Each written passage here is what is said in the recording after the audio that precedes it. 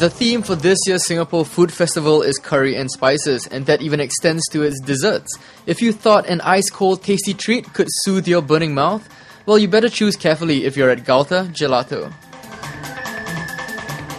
And you actually have some interesting gelato here. We have some gelato infused with some spices, and you're telling me that it was quite difficult to come up with some of these flavors. Can you tell me the thought process behind them? Well, okay. The study behind it comes in putting together flavors that make sense. You know, it's easy always to blend things, but you have to do it right. That's what's difficult.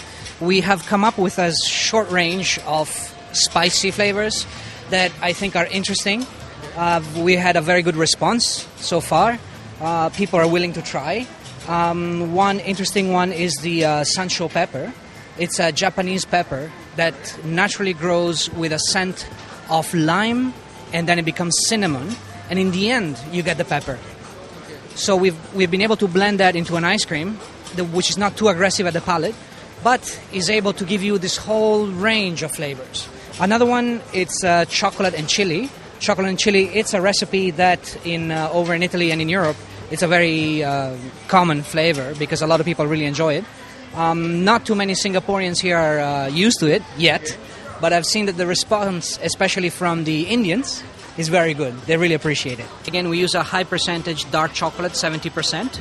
And when we find them on the market, we try to use Mexican chilies. We outsource from different suppliers depending on who can supply the ones that are not the most spicy ones, but they give the most intense flavor. This one is a regular black chocolate. This is a chocolate we use an Italian producer called Domori. It's a small artisan producer. Wasabi.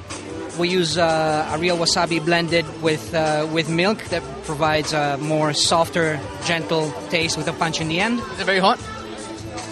To me it is. Hot enough. This one is crema croccante. Crema croccante is a custard base, so it's an egg-based cream. And we sprinkle on top toasted hazelnut. This one is raspberry and ginger.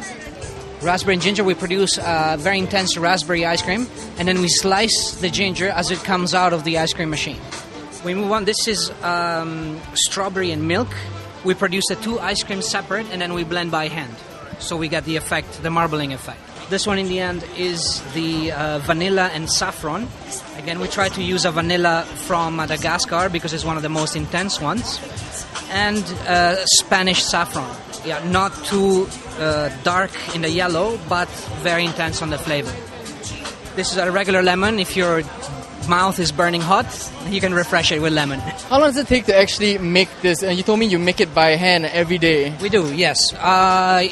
Different flavors have different timings. Chocolate is probably the one that takes the longest. Let me say within an hour we can do one batch of chocolate. For the people that's going to come here for the next 10 days, what is the one flavor they have to try to get that sort of like overall experience of Galta? Oh, that's a good question. I think first they have to sample everything. Why not, right? I would suggest the sansho pepper is extremely interesting because of the origin and the range of flavors. But the chocolate chili has the most punch.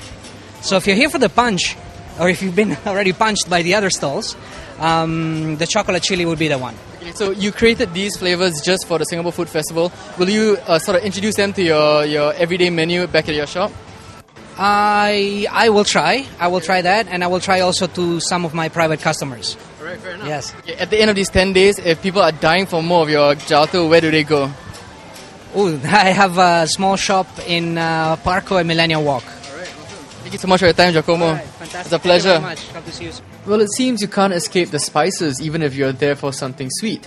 But if you want to taste what Singapore has to offer in terms of its cuisine, head on down to the Singapore Food Festival until the 24th of July.